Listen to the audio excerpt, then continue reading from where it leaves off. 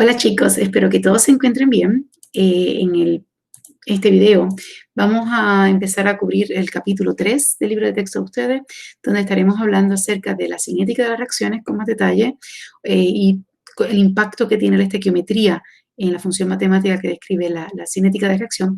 Este primer video, o sea, el capítulo 3, creo que estaré haciendo como 3 videos para cubrir este material. El capítulo en sí es sumamente corto y hay muchos conceptos que ya ustedes conocen. Este primer video nosotros vamos a estar discutiendo los conceptos principales acerca de la cinética de la reacción, ¿está bien? Así que vamos a empezar este material con un pequeño repaso de lo que hemos aprendido en el curso hasta ahora. Fíjense que nosotros hemos estudiado 3 reactores distintos, el reactor batch, el reactor CSTR y el reactor tubular.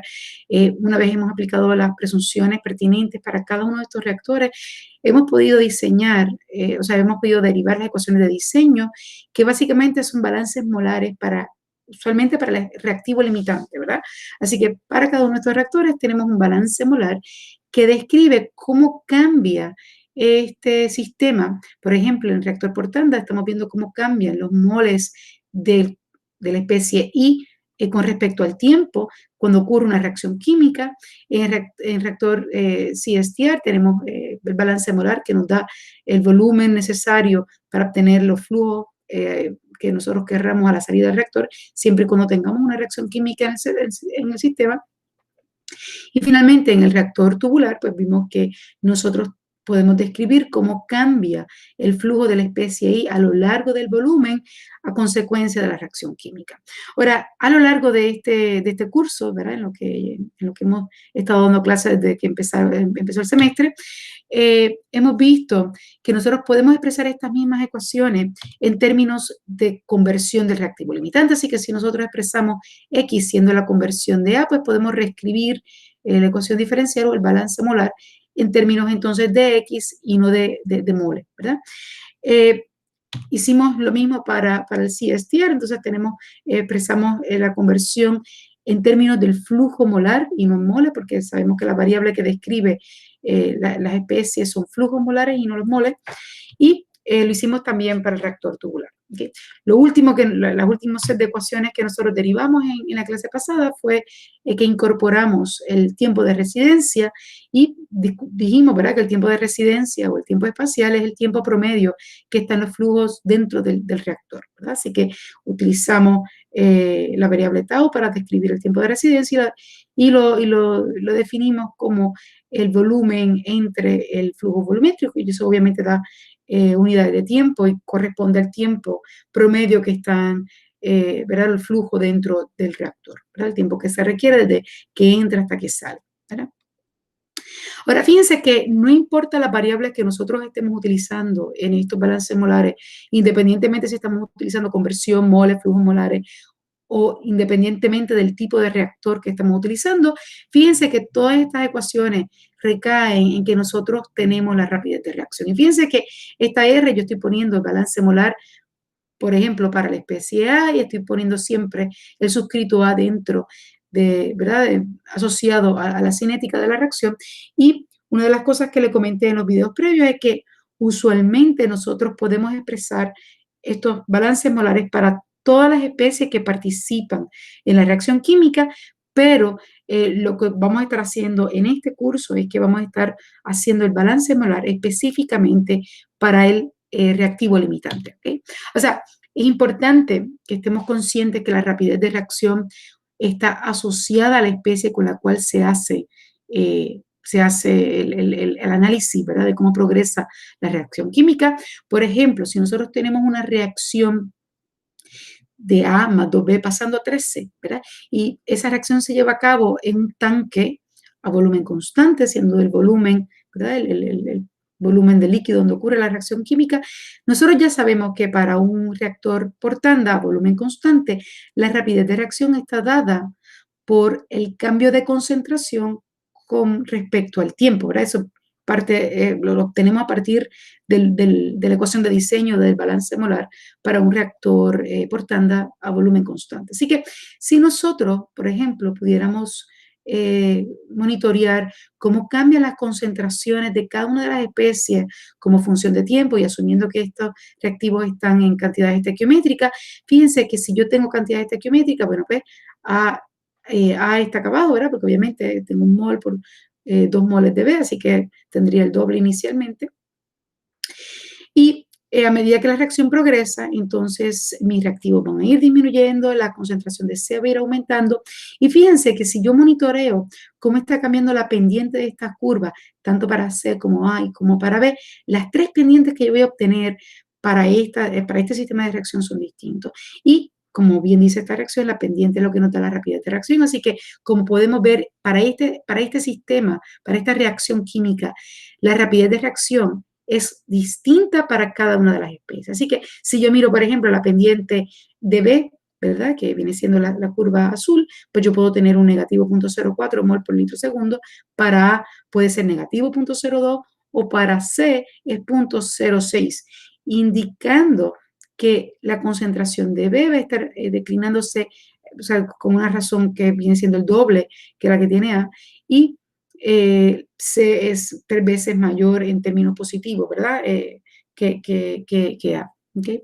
Así que una de las cosas que discutimos en termodinámica y en otros cursos es que aunque la cinética de la reacción sea distinta, fíjense, ¿verdad? La razón de cambio de A, B y C son distintas, ¿verdad? En este caso, la cinética de la reacción, la razón de consumo de información, podemos igualarla siempre y cuando nosotros dividamos la razón de cambio de estas especies por sus respectivos coeficientes estequiométricos. Así que, aunque estas razones de cambio son distintas, sabemos que podemos relacionar una con la otra si nosotros dividimos entre sus coeficientes estequiométricos. ¿Okay?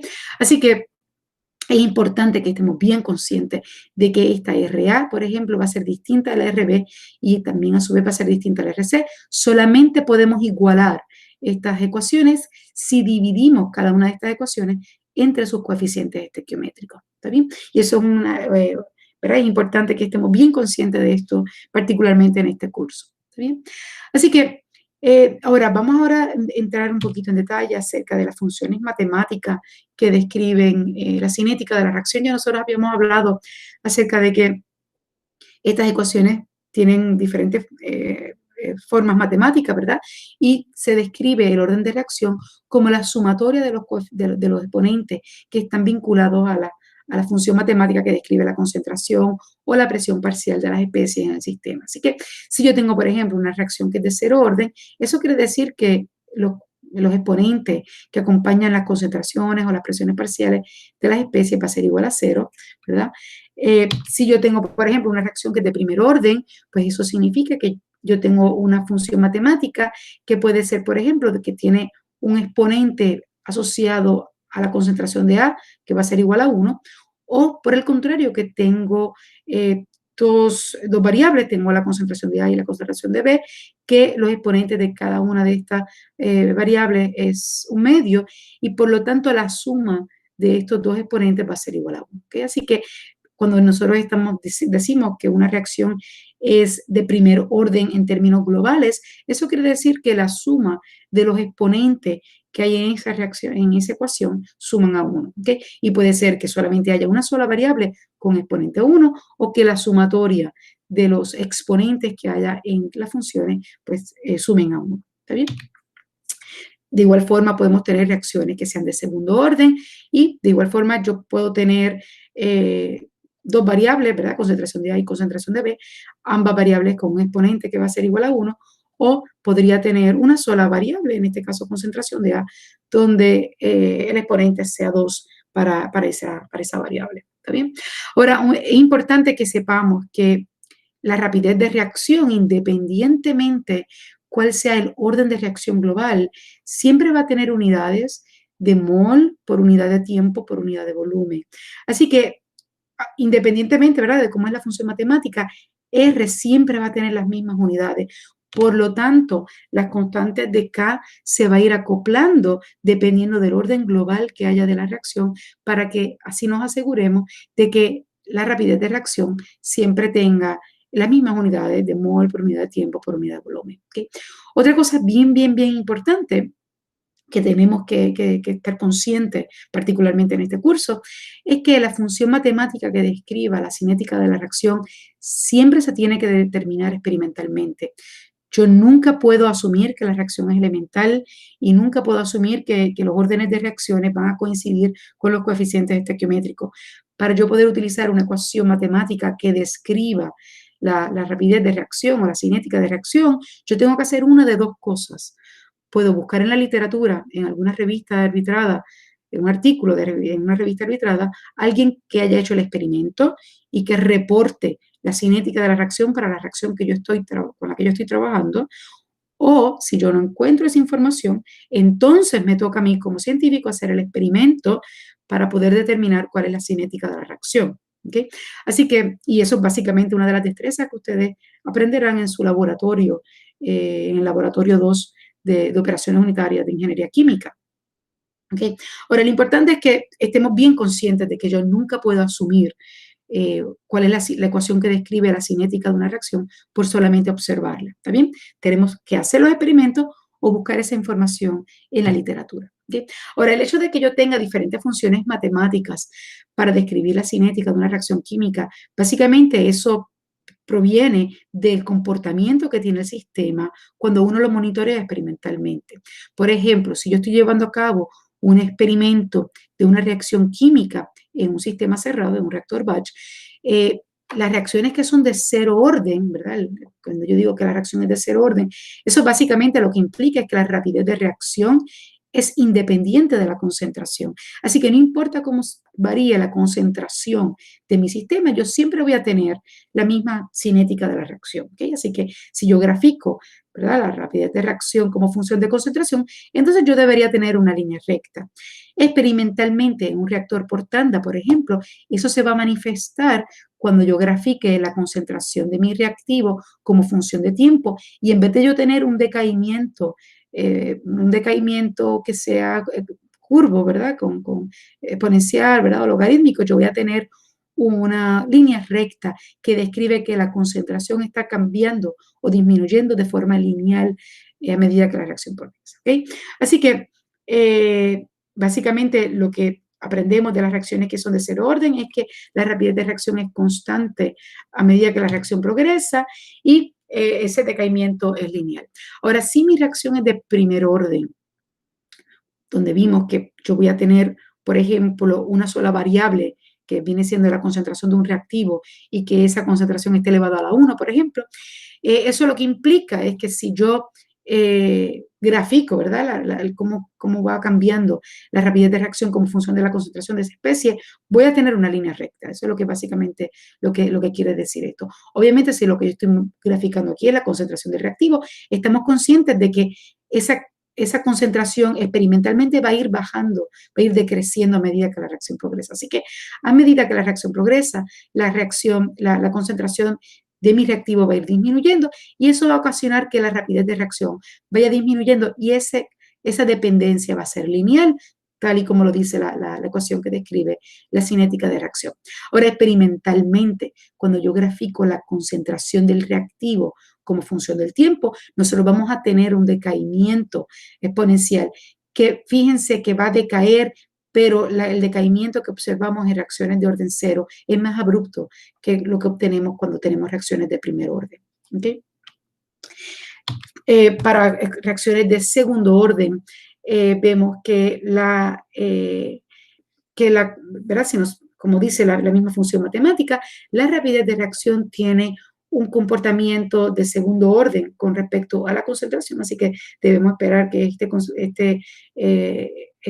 ¿verdad? Que cambie la razón de la rapidez de reacción con función de la concentración, va a ser de orden 2, ¿verdad? Al cuadrado. Nuevamente, si yo estoy monitoreando, obviamente, la concentración del reactivo, que es lo que usualmente está vinculado a la rapidez de reacción, nosotros empezamos con una concentración y esa concentración va a ir disminuyendo a medida que la reacción progresa.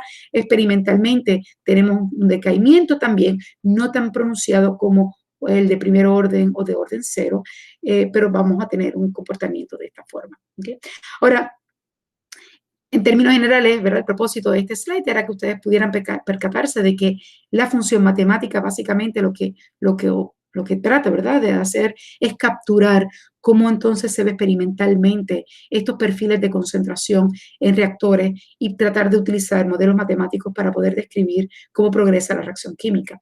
Ahora, diferentes reacciones van a tener diferentes cinéticas de reacciones y nosotros no podemos asumir cómo cómo se va a comportar un sistema versus el otro. Así que nosotros podemos tener reacciones que, por ejemplo, sean de primer orden. Fíjense que, ¿verdad?, tenemos reacciones que aunque tengan dos reactivos, puede que solamente dependan de uno solo de los reactivos. Lo mismo, por ejemplo, podemos ver aquí, estos son los ejemplos de reacciones que pone el libro de texto de ustedes, son reacciones de segundo orden. Fíjense que, por ejemplo, esta reacción que tiene dos reactivos, pero este tiene un coeficiente estequiométrico de 2, solamente es de primer orden con respecto a NH3. Así que, nuevamente, por el hecho de que yo vea una reacción química no significa que yo pueda presumir cuál es la cinética de la reacción. De igual forma, nosotros tenemos reacciones que no son elementales. Por ejemplo, esto es una reacción que solamente tiene un reactivo. El coeficiente estequiométrico es 1, sin embargo, cuando se publica la rapidez de reacción es de 3,5. ¿Está bien? Y obviamente reacciones que son heterogéneas tienen unas cinéticas mucho más complejas y nosotros, esto se ve mayormente al final del curso. Si tenemos tiempo en este semestre, quizás podamos incluir este material, pero cuando tenemos reacciones que envuelven catalizadores, pues las ecuaciones matemáticas que describen la cinética son sumamente complejas. Así que, en términos generales, pues lo que quería presentar en este video es que la cinética de reacción es una ecuación que procura describir cómo progresa una reacción química en un sistema. Usualmente esos experimentos se hacen en sistemas cerrados. Nosotros nunca podemos asumir cómo es esa función matemática a simple vista por ver la reacción química. Eso requiere que nosotros hagamos experimentos o que busquemos en la literatura información de alguien que sí haya hecho ese experimento para entonces nosotros poder utilizar esas ecuaciones y de esa forma hacer los modelos matemáticos y acoplarlos a los balances molares para describir los reactores químicos. ¿Está bien? Bueno, con esto termino el primer videíto de este capítulo. Saben que si tienen preguntas o dudas pueden subir sus preguntas en el portal de Moodle de la universidad o escribirme a través de correo electrónico. Espero que este material esté claro. Nos vemos.